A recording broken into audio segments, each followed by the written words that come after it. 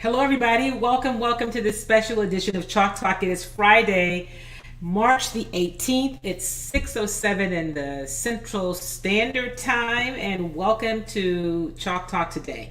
So, listen, what a day in sports this is, anywhere in sports, but especially in the National Football League, and especially if you follow and cover the Houston Texans like I do. So, I've gotten texted, emails, and inboxes from so many of you about this Deshaun Watson trade. I thought, hey, let's just jump on and do a special edition of Chalk Talk so we can talk about it.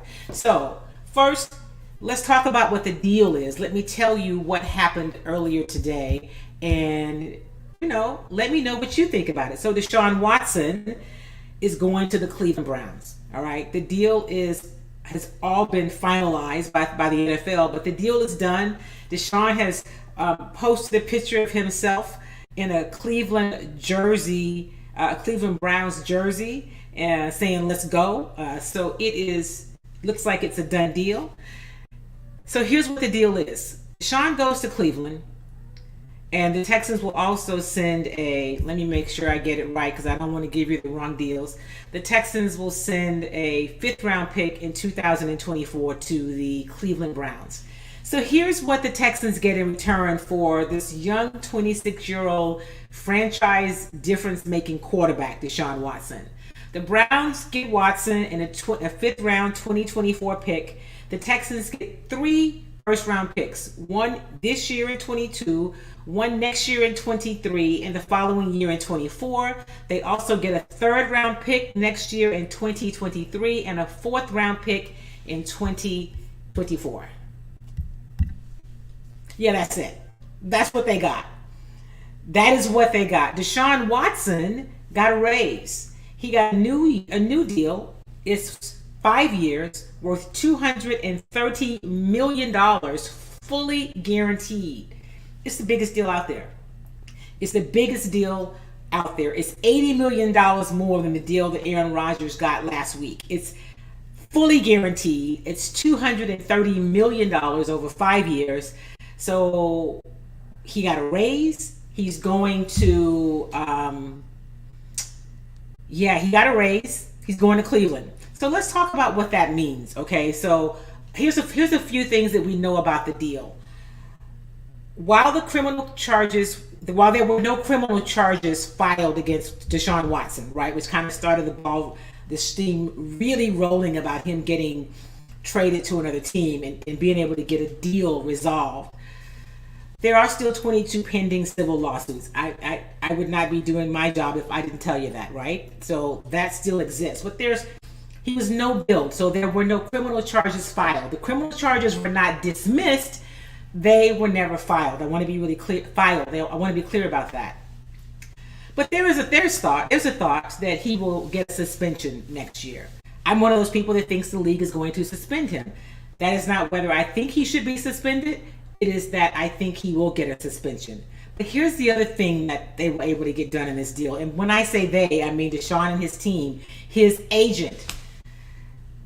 His base salary for 2022 will be $1 million. Now he will still get the full contract, the full value of his contract because it's fully guaranteed. But what that means is if there is a suspension, right? If Deshaun does get suspended, that instead of paying millions of dollars per game for the suspension, at $1 million, that's about $55,000 per game. It's a huge difference. So the contract that his agent put together is kind of genius. I mean, it's a heck of a deal. And I'm sure that David Muguleta, I always say his name differently, but will be the agent that players coming out of college are looking to sign with because of the deal he just got for Deshaun Watson. I don't think any of us thought he would get a new deal with more money and more guaranteed after being out for a year and still having these cases pending. So that is what the deal is. Deshaun Watson is going to Cleveland. So we were told, he didn't like the cold. He wanted to be in a big city. He wanted to go to a team that could win. He wanted to be near his family. So the thing that of those things that's true, that is still the case because he is going to a cold city. Cleveland's not a real big city, right?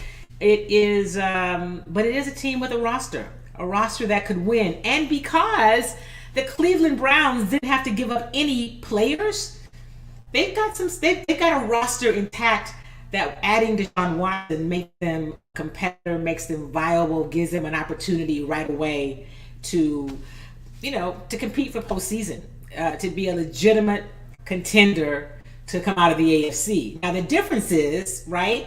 The AFC is stacked. He's in the AFC North with Lamar Jackson and with Joe Burrow. But the Cleveland Browns were, many would say, a quarterback away from being that next level of talent. Now they've got Deshaun Watson, a young quarterback that they've bet on and said, hey, you know what? We know he's going to be franchise level. He's really, really good for the next at least 10 years, maybe longer, maybe 15 years. And he'll be well compensated along the way. So what happens with these civil cases? That process continues. Whatever was going to happen is going to happen. Who knows? It will play out the way it plays out. I was asked in another interview earlier if I think he will be suspended. I think there will be a suspension, which is why his agent structured the deal the way they did, that his base is $1 million this year. So if he is suspended, the financial hit he takes is minimal, right? That's $55,000 a game because it's based on your base salary. So it's a hell of a deal. I mean, David got an amazing package done for Deshaun. Now Deshaun has just got to go and play. He's got to go play. He's got to work to get these things behind him, this off the field stuff. Start to, as he said last week, start to rebuild his reputation, get back on the field, do what he loves, which is play football. And listen, I wish him all the best. I wish the women all the best. I know that they will all be glad when this situation is behind them. But as it stands today, that's what the deal is. So, no, he's not been charged with anything criminally. But here's what happens in the National Football League. They always wait until the until the criminal charges are decided before the NFL makes a decision about what if any punishment they'll hand down. And the reason I say that I think the NFL will hand down some type of a punishment is because what the NFL says is, in terms of how, when they decide to suspend you or you become exempt for games, it's conduct that they deem is detrimental to the league. It doesn't have to be based on a charge or a felony or a criminal indictment.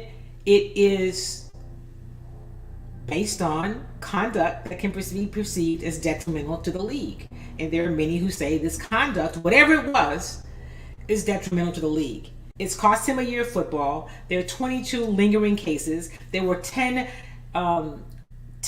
criminal charges, criminal complaints. I got to be very careful about that. There were no charges. There were 10 criminal complaints. 9 were heard by the grand jury.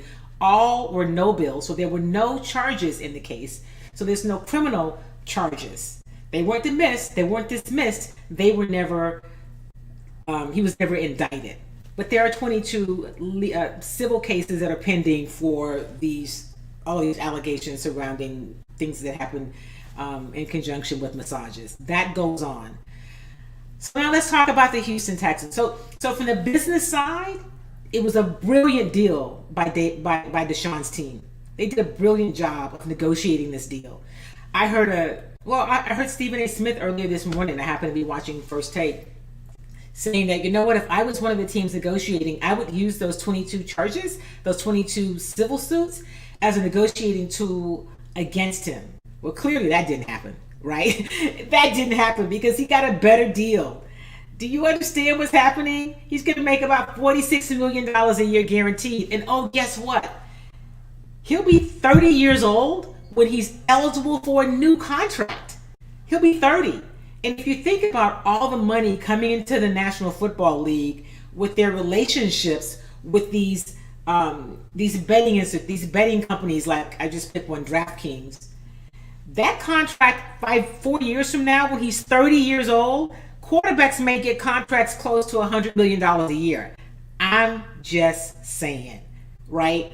The money is stupid, crazy, amazing, is what it is. It is amazing, and it is so from a monetary standpoint, the deal that David put together, brilliant.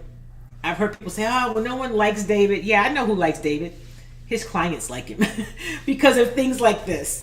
Because he just got his client who set out an entire year, who was under this, cloud, if you will, of 22 civil suits up until last week under the possibility of a criminal indictment. He just got that, the very same player who sat out last year but got paid $10.5 million while he sat, a new contract that's going to make him about $46 million a year guaranteed for the next 5 years. Hey, at 26 years old, I'm just saying. And let's talk about the Houston Texans. Let's talk about the football side of it. I heard some people saying, well, they got the best they could because their hands were kind of tied because of the no trade clause, which, let me just say this. I'm pretty sure the Houston Texans will never, and if they do, it'll be a long time, give another player a no trade clause in their contract because the leverage always was in Deshaun's favor when it came to that. Because at the end of the day, he had the ability to veto any trade. He had to waive his no trade clause for a particular team in order to be traded. So you could say, well, Nick Caserio could only do what the Cleveland Browns were willing to do. I don't know. Like, I'm not an agent. I'm not a general manager. Okay? It sure seems to me that nobody thought a week ago that Deshaun Watson would be getting a new deal with an extension worth more money. That means that his team did some negotiating. So I'm going to go ahead and say I feel like Nick should have got more. Now, it's what he does with these picks that will be key. But he got no players. He got no players. That means the Cleveland roster remains intact. Nick got no players in this deal. What a great deal, in my opinion. What do you guys think? Bobby says patient wins out. Well, yeah. Charles said, hasn't he already suffered a suspension, and what happens if the allegations are proven unfounded? So, that's a great point, Charles, and that's what a lot of people say. So, suffered a suspension. No, because a suspension means you don't get paid. Like, he got paid last year. It was not that the league told him he could not play. That's not what happened. He didn't want to play for the Texans. You had all that going on, and so he sat. He did. So he was not suspended. It's not the same thing. And there are some who said if he's guilty of nothing else but bad judgment, maybe there's something that the league will do about that. I don't know the answer to that. I just can't imagine that the National Football League in this Me Too era, and with the fact that a large portion of the league supporters and people who spend money and attend games and buy merchandise, they're women. Like, women have a fairly decent footprint in terms of the NFL's bottom line. People think it's just men. It is not. And maybe it's not the majority of the money the last time, but it's significant. And do you want to alienate a part of the fan base by looking as though you're not taking any of this seriously? I think if it had not been 22 cases, perhaps, maybe if there had been 4 or 5, I think the sheer number is the thing that might give the league pause. I don't know. I can't speak for the National Football League. And you would hate to see him. So here's the thing. I'm glad there were no criminal charges, right? I'm glad that there were no criminal charges. I've said all along, if in fact Deshaun Watson had done something criminally, then I was all for him being charged, because I just was. If not, I hope that he would not be faced with criminal charges. The civil piece is altogether different. And Charles, you're a lawyer. You know what it takes in that case, and that the threshold for what people have to be able to prove is a lot lower. But if the league comes back to what they deem conduct detrimental to the league, and that's really vague, right?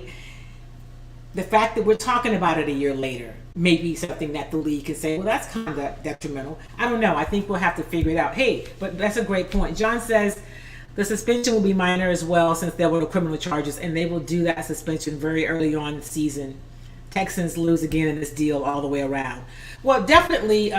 Thank you for that, John. Yeah, the suspension will be. They'll figure it out before the season. Like they're not going to go in. I don't believe they'll go into the season not deciding. I think that this will get. We'll know what the punishment of what the NFL's decision is going to be this before the summer, right? We'll know, and that will be determined early. Here's the other thing: the Cleveland Browns will play the Houston Texans at NRG Stadium this fall. The schedule is not out in terms of the dates yet, but I imagine that game will be later in the season, just in case there is a suspension. Because what's the point of having the Cleveland Browns? All of the drama and all of the hype around the game goes away if Deshaun's not playing. So I expect that game to be sometime later in the season, but that will probably be the Texans' only sellout, the largest crowd they've had, and maybe the largest crowd they have for a while. So Deshaun Watson and the Browns will play the Houston Texans at NRG Stadium sometime this fall. If I was a player, Charles said, if I was a player, I would scratch the Texans off my list. He lost money being off the field. Is that the Texans' fault, Charles? Now, you know I'm not a huge fan of how they do business, but he decided to be off the field. He still got a check. The endorsements were pulled not because he wasn't playing. Those started being pulled and delayed when these allegations were made. So I don't know, as much as the Texans, there's a lot that I can blame the Texans for. I don't know if I can blame them for that. That's just me. And, I am not a Texans apologist by any stretch of the imagination. Bobby says he shows up to work to satisfy his contract. Texans had to pay him not to play. So that's an assumption, Bobby, that the Texans said you can't play. And I don't know that to be true. And I asked that question on more than one occasion. Now, first of all, it's very difficult to get a straight answer from Nick Caserio, which is why I had to, unfortunately, waste my questions asking the same ones over and over again whenever we got the time and opportunity to talk with him, because he rarely ever gave a straight answer. I asked that question directly. Whose decision is it for Deshaun Watson not to play? And the answer was, I don't want to make somebody do something they don't want to do. So I then came back and said, so are you saying it was Deshaun's decision? I mean, it was never a straight answer. But as best as my understanding is that not that the Texans prohibited him from playing. So, I don't know that we'll ever know. I don't know that if Deshaun ever does an interview, how much of it he'll address, if at all. But it's not a suspension when you've been sat and you're still getting checked and showing up to work. Like, I worked in television, and they paid me not to just come and be in the building. They paid me to be on the set. They paid me to report and to anchor shows. So me just being in the building, they wouldn't have really been getting what they paid me for, right? But he did have to show up. He couldn't just never come. I mean, he wasn't on the sidelines during games. And as we know, just from, if you follow some of the Instagram stuff, on the weekends he was, living his life, which had every right to do. So, yeah, no charges. That's right. Charles says the fact that there was no criminal charges says a lot. It does. And I'm sure that is what his agent will argue with Roger Goodell. I would like to think those conversations have started. We just don't know about it. I mean, we don't have to know everything that happens, but conversations after there were no charges to say, hey, listen, let's move forward with it. Let's let him get move his life forward. There were no criminal charges. The civil complaints are what the civil complaints are. You said you were waiting for the criminal investigation to be completed. It has been completed, and the grand jury said no bill. No bill on all 9 cases that were presented to the grand jury. So depends on how these charges came about. I'm not sure I understand that. Tell me what you mean by that, Charles. Depends on how these charges came about. Now, let me say this, and I've said this back a year ago, and I'm not putting these words in Charles's mouth, but I'm going to say this because I was asked this on another show earlier. Again, do I think the Texans are behind the charges? I do not. It just makes no sense. Now, let me stop and say the Texans have done a lot of things that make no sense. There's no win for them. there's no win in it for them to have the charges come about, right? Um, I do not think that they drummed up the charges. But here's what I do think. I think that if Deshaun Watson were in good standing with the Houston Texans, if he had not demanded a trade, I think that perhaps the Texans would have found a way to make those cases go away. I don't think we would have known about them. That's what I think. I don't know. Like, I don't have any proof of this. Like, I can't just flat out say I've got a source that told me that. I do not know that to be the case. That is what I think based on a lot of good information that I have, but that's where I stand on that. I don't think that they are behind the charges. It just makes absolutely no sense that you diminish the value of this commodity. I have said all along that I thought the Texans did not want to keep Deshaun Watson. I thought they didn't want to keep him. And people were like, why would you say that? He's a great player. He is a great player. But think about when Nick Caserio came in and took over. The Texans had allowed Bill O'Brien to decimate the roster. He obliterated the salary cap. They were overcapped. They didn't have any picks. And their roster wasn't that good, right? He'd given away DeAndre Hopkins for a peanut butter sandwich. He just said, JJ, yeah, we like you a whole lot. Well, he didn't say it because this happened later. You know, I guess we could say that was GM Easterby. Yeah, JJ, you've been good for us. We'll just cut you. And if you find another job, good for you. They got nothing. As much as we want to say that JJ Watt was great for this organization, they let him walk. They got nothing for him. And we could talk about the deals, you know, that during the Bill O'Brien era that were made. I mean, the deal for Laramie Tunsil, they gave 2 first-round picks and a 2. I mean, for, you know, receiver who was released. It's just, so my point is, Nick didn't have a lot to work with. So if you think, okay, you know what, Deshaun didn't want to be here, cool. We get rid of him, now I've got something to work with. But I think they overplayed their hand. Last year, when Deshaun Watson said he wanted out, they knew they wanted him out. They should have moved him before these cases ever came out, right? Now, I don't think that they were behind the cases. I do think that they were aware that there were things that could be, that were brewing. I'm going to leave it at that. They overplayed their hand. Then the cases came out. So then you couldn't really move them last year. And then, you know, it's COVID, everything's backed up. It takes an entire year before this comes. You know, the grand jury just saw this last week, just dealt with this case last week, an entire year later. And so now here is what you have. So, you know, the Texans have not made historically great decisions. I know there are many of my colleagues who are much higher on the work that Nick Caserio has done than I am. I do give him credit that the guys he got in this past draft seem to have panned out. The players, I don't know yet. We don't know yet about Davis Mills, but he was a 3rd-round pick that had started 11 games prior to getting to the National Football League. So I don't feel like Davis Mills we were let down by him. I think we just don't know. But you had a Nico Collins. You had a Roy Lopez. I mean, you had some players that came out of the draft. There was a lot of busy work, right, in terms of free agent moves and deals and stuff and moving around and get this contract and renegotiate that one. They paid out some money. They freed up a little bit of cap space. They got rid of some other players. They paid some players that never did make the team. So I'm still looking like I'm waiting to see. And then today, the deal with the Cleveland Browns, you got no players. You didn't get a 2nd-round pick this year. You didn't, no 2nd-round picks. I mean, just a couple of weeks ago, we saw what Denver gave up for Russell Wilson, who is, 10 years older than Deshaun Watson? So yeah, the jury's out for me on Nick Caserio. I'm not really sure if you can just give him a big thumbs up grade yet on on the work that what he got done. That's all I'm saying.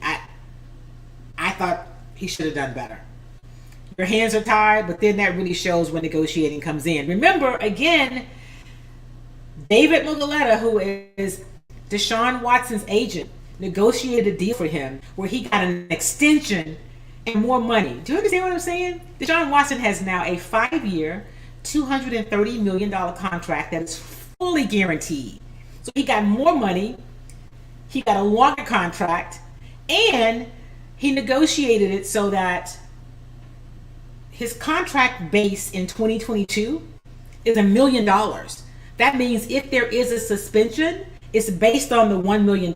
He will still get the other $45 million guaranteed. But that means he'll only lose about $55,000 a week, a game, right?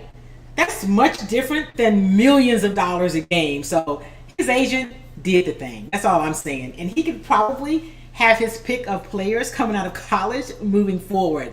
That is, hey, what's up, my friend? So it is a big day for Deshaun Watson. He's going to Cleveland. He's going to play in the Mistake by the Lake. I'm sorry if you're from Cleveland. Those of us who covered, have had to go to that stadium, call it that. It will really be interesting.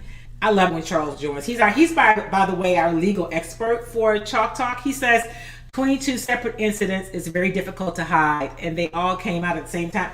Hey, listen, I know we go back to that, right? The origin of these cases and where they came from, and that they're all, but it was many in the group, the original group, are people that work together a lot, right? And so, no, not the state by the lake, the Mistake by the Lake. Did I say that wrong? That's what we always called Cleveland.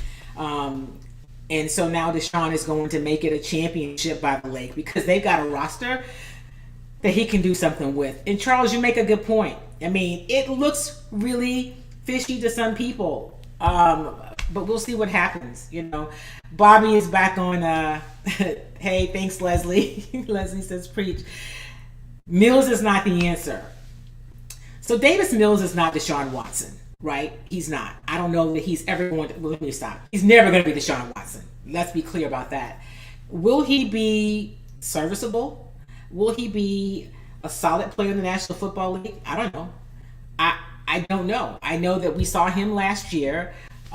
We saw him late in the year. We saw him get better. I've got to give him that. I don't know if he's a franchise quarterback. He's not your answer.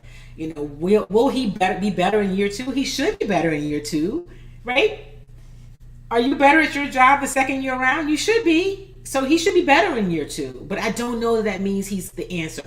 In fact, I don't think he is the answer. Let me just be honest about it. No knock on Davis Mills. Maybe I will be proven wrong. I know that there are other quarterbacks. I mean, people point to, well, Tom Brady was look where Tom Brady was, a late round draft pick, and Russell Wilson won in the third round. I don't think anybody would mistake what we've seen from Davis Mills, from what you saw from Russell Wilson coming out of college or in his rookie season. Let's just be honest about it.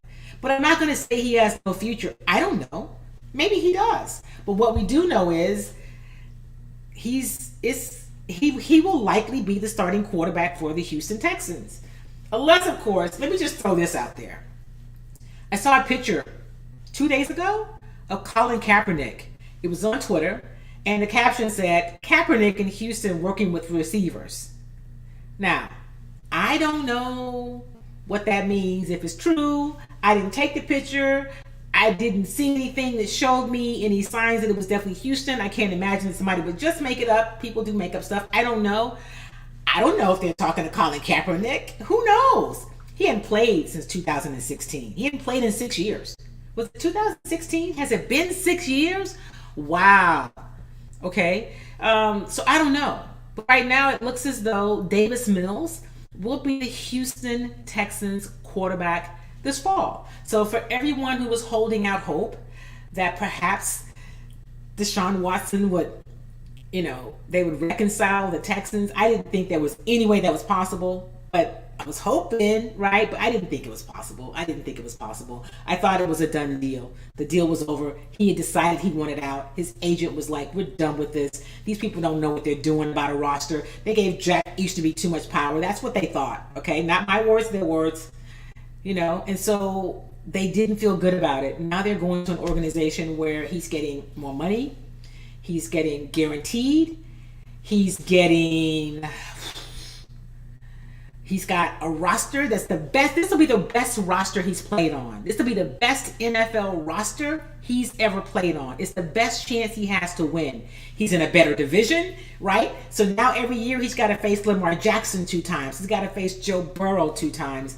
and whoever it is that they roll out at Pittsburgh. Right now it's Mitch Trubisky. He should be afraid of that. He shouldn't be afraid of any of it. But in terms of competition, that is what's happening. So what does it mean for the Texans? It means the Texans are in, I guess they're going into phase 2 of their rebuild mode. They've got some draft picks. They've got a little bit of relief under the salary cap. So what they do in this draft will be really important. So I am willing to say I'm going to hold off and see what Nick Caserio and his personnel staff does in this draft this year before I just say, man, really, this is what y'all got? You got three number ones spread out over the next 3 years. You got a third round pick, and a fourth round pick. You got no second round picks, and you got no players. Are you kidding me? That's what I say right now. But perhaps after the draft, I'll say something very differently. I have no idea. So Mills is probably not the answer. My sister says, hello, sunshine. Hello, Sylvia Sims. And Willis Wilson. Hello, is this the Willis Wilson, one of my favorite coaches from Rice of all time? It's always good to see you, my friend. I hope that you are well. It's going to be an interesting draft for sure. And the Cleveland Browns just came up. Deshaun Watson won. He won. And so I've heard people already saying, I'm so disappointed with this. You know, it was just about the money. Let me say this. I like what I do, right? I like what I do. I like my work. I like my business. But I need to get paid for it. You know, when I went to college to get, you know, the education, to have the degree and career I wanted so that I could be paid what I thought to have the life I wanted. I mean, it all comes back to people do work to get paid. Otherwise, it's called being a volunteer, right? I volunteer on some boards. There's no payment in that. I am doing that for the good of the people. But when you go to work, it's about getting paid. So come on, y'all. Of course, it's about the money. It's about the money. It's about the money for Cleveland. They didn't bring Deshaun in because they just want to pay him because they think he looked good in the Cleveland uniform. They brought him in because he can put people in the stands, right? He can sell tickets. He can win. They can improve their franchise. They can improve their brand. There's all this licensing that goes on. The Cleveland Browns brought in Deshaun Watson because he makes them better and he makes their bottom line better. Yeah, Jerry. Our jobs are supposed to be about delivering and the money. I mean, come on. So the fact that this young man at 26 years old just got a huge deal. And before I hop off, before I finish and wrap up this segment today, let me just say this. He's 26 years old. At 30, he will be eligible for a new contract at 30 years old. And guess what? All this money that the league is getting from places like DraftKings and the new deal they have with, I don't know, platforms like Amazon and all the money the National Football League is making, which means the NFL owners and the teams will make. Quarterbacks may make almost $100 million in 4 years. Come on now. Come on now. They'll make more money. And if right now Deshaun at 26 years old is about to make $46 million guaranteed for 5 years. So yeah, he lost some endorsement deals last year. He got some put on hold when all of these allegations came out. He had to pay his legal team. There's a price to all of that. And yes, his base salary last year was $10.5 million. He about to get 46, y'all. Do you understand me? Do you understand me that for the next 5 years he's getting guaranteed money of $230 million, $80 million more than Aaron Rodgers? Something about that just kind of makes my heart warm, because I'm not an Aaron Rodgers fan. I can't even really hide the fact that I'm not. He's a really good football player. Not a fan. Deshaun Watson, yeah, I would like. Jerry says she'd like the $46 million. I'd even like the taxes on the $46 million. I would take that. How about that? I mean, I could do some stuff with the taxes on the $46 million. I'm just saying, it is a huge deal for Deshaun Watson and for the Cleveland Browns. The NFL, the Cleveland Browns wouldn't pay them the money if they didn't have it, right? Or the interest on the money. Yeah, they wouldn't pay it if they didn't have it. So now we sit back and we see, what are the Houston Texans going to do? Now for all the Nick Caserio fans who wanted to call him this wonder child of the NFL, and who knows, maybe he will be. Um, well, no, I'm waiting to see because I haven't seen anything yet that makes me say, "Yep, Nick Casario, he's the guy that can take this organization, this franchise next level. He's the guy that can give Lovie Smith what he needs to win." So let me say this: I like Lovie Smith. The Texans failed up. I've already done that show by hiring Lovie Smith. They failed up, right? He did them a solid. He bailed them out of their own. He saved them from themselves by hiring a guy who had less NFL experience than I do, or I'm sorry, as much NFL coaching experience as I do, because I have none, and neither did he. But Lovey needs something to work with. Okay, he needs something to work with. So this year, don't expect a whole lot more in terms of wins and losses from this Texans team. The comparisons to Cincinnati about look what Joe Burrow did. They won 4 games. The next year, look at what Cincinnati did. And the next year they went to the Super Bowl. The Texans aren't that. Davis Mills is not Joe Burrow. So hold your horses. When they get to phase 3, when we're talking about the 2023 season, that's when I look for them to start to really be competitive. That's all I got, y'all.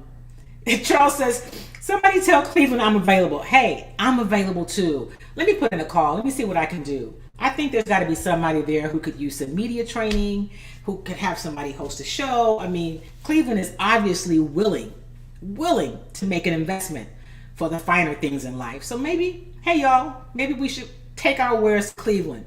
All right, listen, happy Friday to all of you. I'll be on the Isaiah Factor tonight with Isaiah and a panel of people talking about this deal today. We didn't get to go into nearly all of this. We didn't get to talk about the football ramifications of it and what it means for the Texans and really the future of money in the league. Man, y'all keep your eyes on DraftKings. In fact, do any of y'all have contacts? I need them as a sponsor because they're going to change the playing field. Listen to what I'm saying. It's all about money, and they have a whole lot of it. Hey, before I go, congratulations to Johnny Jones and the TSU Tigers, not for losing, but for getting to the NCAA tournament, right? For showing up, for going and winning, beating the game, winning in Dayton, beating Texas A&M, Corpus Christi to get into the main draw of the NCAA tournament. They lost to Kansas, the number 1 team in the country. The team that I went on national TV last week and said will probably win is out. So thank you very much for that, Kentucky. But go TSU Tigers. Support your HBCUs. They need our support. Think about sending your sons and daughters to those schools and have a great weekend. And remember, everybody, if you're not vaccinated, look, this is still Chalk Talk. Get vaccinated. Get vaccinated. Still make smart choices. If you are not registered to vote, get registered to vote. It matters, people. You gotta vote. Whatever it takes, you gotta vote. And remember, do something kind for yourself. Do something for somebody. Do something kind for somebody else. Hey, if there's other big news breaking happening, I'll pop back on. Otherwise, tune in to Isaiah Factor tonight at 10:30 on Fox 26 if you're in Houston. If not, you can catch them online. I'll see y'all later. Peace.